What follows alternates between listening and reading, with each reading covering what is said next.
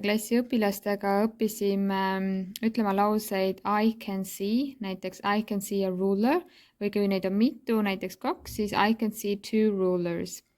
Ja tunni alguses tegime sellist tegevust nagu play and pause. Jagasin õpilastele valged tahvlid, markerid, kustutajad ja panin siis video käima. Nii, ja täiesti suvalisel hetkel vajutasin ma pausile ja siis õpilastel tuli valgele tahvlile kirjutada lause. Tuligi jälle joonlauad I can see 2 rulers näiteks. Siis me vaatasime vastused üle ja siis ma panin jälle video käima. Nii, ja täiesti suvalisel hetkel jälle. Vajutan pausile. Nii, ja õpilased kirjutasid I can see a rubber. Selle video ma tegin siis, kõigepealt tegin ma pildid. Pildid ma tegin Corel Draw programmis ja siis panin need pildid kõik, panin need pildid Windows Movie Makerisse ja siis sealt tegin video. Nii. Ja ühe pildi pikkuseks vist panin 0,3 sekundit. Või näiteks seda sama asja ütleme, et väikestega ma tegin piltidega, aga suurematega saab siis teha sõnadega. Näiteks jooksevad siis suvalised sõnad ja siis õpetaja peab suvalisel hetkel pausile ja õpilased peavad kirjutama mingi lause, kus oleks siis ette antud sõna sees.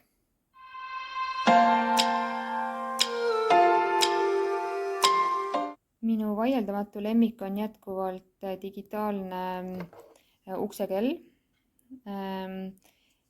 See teeb siis sellist häält. Ja hääl tuleb siit seinast. Ja tõesti ma kasutan seda igas tunnis, kui õpilased teevad näiteks rühmatööd või paaristööd, kus mul on siis vaja saada nende tähelepanu. Me oleme kokku leppinud, et nii kui nad seda häält kuulevad, siis nad keeravad oma suud lukku. Aga kuna ma õpetan ka lasteaias, siis ma ei tahtnud edasi-tagasi seda uksekella tassima hakata, siis ma leidsin Tigerist sellise kellukese. Nii et lasteaias toimib see ka väga hästi.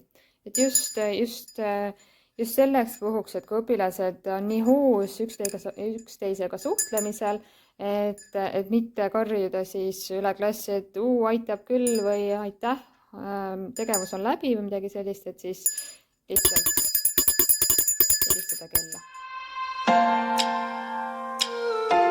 8. klassi õpilased võtsid loosi ja pidid vastama siis 2 küsimusele, mis siin harjutuses 14 on. Ja nende küsimustega oli nii, et esiteks tuli teha poster, mis kataks ära või mis annaks ülevaade või vastuse nendele 2 küsimusele. Natukene tuli seda teemat natuke laiendada ka. Seejärel tuli teha õpilastel posterist pilt ja see üles panna Padleti keskkonda. Õpilased panid siis pildi sellest posterile jälle lauseid ei tohtinud kirjutada, olid pildid, märksõnad. Ja seejärel kasutasid õpilased Voki keskkonda, kuhu nad siis said, esiteks nad siis valisid endale ühe tegelase. No näiteks valime siit selle meesterahva. Ja siis nad saavad siia kirjutada selle teksti, mida nad siis oma posteri kohta, kui nad peaksid tulema klassi ette seda posterit esitama, siis mida nad oma posteri kohta räägiksid. Et seekord nad ei esitanud neid klassi ees, vaid neil tuli siis teha Voki ja seal Padleti keskkonnas kõik need posterid üles panna koos tekstiga. Ütleme, et siin kirjutan hello, my name is John, ma kirjutan praegu väikeste tähtedega, sest et mul on üks käsi kinni ja siit valin siis meesterahva, et Julie ei ole, Alan näiteks, Australian accent. Hello, my name is John. Ja, ühesõnaga õpilane siis kirjutas siia oma teksti, mida ta oma posteri kohta tahaks öelda. ja siin näiteks on mõned näited. No võtame siit näiteks social media oli üks teema seal. I'm a social media star, and we are going to talk about how social media can be helpful and how it can be problematic in a disaster. Nii, siin oli näiteks selline, siis on meil siin firefighter. Hello, I'm Firefighter, and today I am going to tell you how to prevent house fire in what means better safe than sorry. Nii, siis oli meil üks selline So tegelane. you came here to listen me about my presentation for my questions? Okay, I'm going to talk about disasters. The difference between natural disasters and man-made disasters is that man-made disasters are made by people or caused by the things people have made. Näiteks siin on I am a policeman. Today I will talk about social media. Why is social media helpful in a disaster and why does it cause problems? Ja siin on siis üks veel. Hey folks, today we are not going to talk about the election, but we will talk about what can people do to prevent a house fire. Always. Ühesõnaga, et minu arust on see Voki keskkond väga äge, arendab õpilase loovust jälle. Täna me mängisime 2. ja 8. klassi õpilastega Mystery Skype mängu. Mystery Skype on siis käib niimoodi, no näiteks kui me 8. klassiga mängisime, siis mina lepin ühe õpetajaga kuskilt teisest riigist, siis lepin kokku kohtumise. Minu õpilased ei tea, kust riigist see õpetaja tema õpilased on ja tema õpilased ei tunne või ei tea, kust meie pärit oleme. Ja siis hakkavad õpilased kordamööda küsima jah-ei küsimusi. Näiteks tavaliselt esimene küsimus on, et kas te olete Euroopas või kas te olete Aasias, kas te olete mere ääres, kas no täna küsiti, et kas meie lipul on 2 värvi ja nii edasi. Nii kaua, kui siis arvatakse ära, mis riigiga on tegemist. Täna me mängisime Vietnami kooliga, kahjuks natukene läks see mäng valesti, et õpetaja ei olnud päris täpselt aru saanud, kuidas see mäng käib.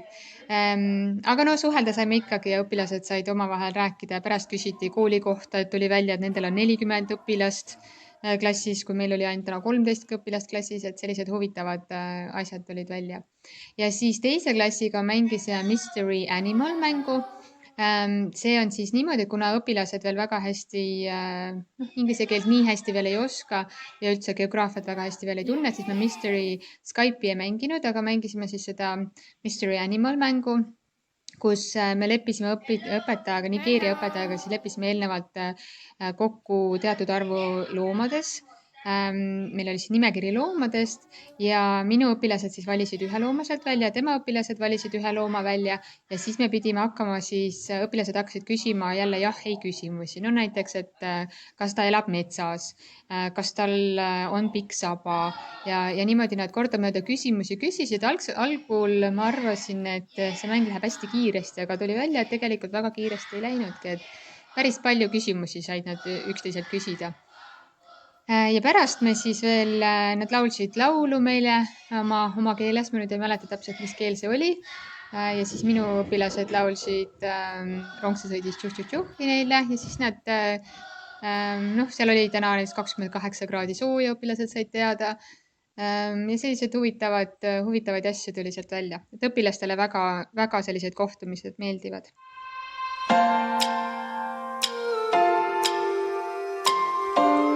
7. klassi õpilastel jäi kodus läbi lugeda 2 teksti. Need on siis The Wonderful Wizard of Oz raamatust ja teha mõned sõnavaraharjutused. Need sõnavaraharjutused tegid nad kirjalikult ja küsimustele vastamise suuliselt. Aga selleks kasutasin ma hoopiski paberi ja pliiatsi asemel live worksheets lehekülge, ma kohe näitan seda, et ma trükkisin need samad küsimused või samad sõnavaraharjutused arvutisse ja siis arvuti kontrollis kohe nende vastused ära. Ja teine harjutus oli siis küsimustele vastamine, selleks ma kasutasin videoaski rakendust või lehekülge ja lugesin siis ise küsimused sisse, kirjalikult kirjutasin ka. Ja õpilased vastasid küsimustele suuliselt. No näiteks üks vastus on siin. It was small because it took miles to get the lumber to the house. jah, ja siit kohe kuulan järgmist vastust ja niimoodi ma saan kõik vastused ära kuulata ja seal kõrval on siis õpilaste nimed. The clouds. Ja tunnis me tegelesime siis tekstianalüüsiga. Õpilastel tuli teha selline tabel, kus esimeses tulbas olid siis tegelased, neil tulid tegelased kirja panna, neid kirjeldada, siis settings ehk siis kus see toimus, kirjeldada nende elukohta ja plot, võtta siis ütleme 4-5 lausega kõik kogu selle loo kokku. Et tavaliselt ma ei luba õpilastel kunagi lehele laused kirjutada, et nad peavad kirjutama siis märksõnu. Ja kui õpilased olid need tabelid valmis teinud, siis nad jutustasid üksteisele paarides sedasama lugu. Ma unustasin veel öelda, et tunni alguses me vaatasime katkendit multikast.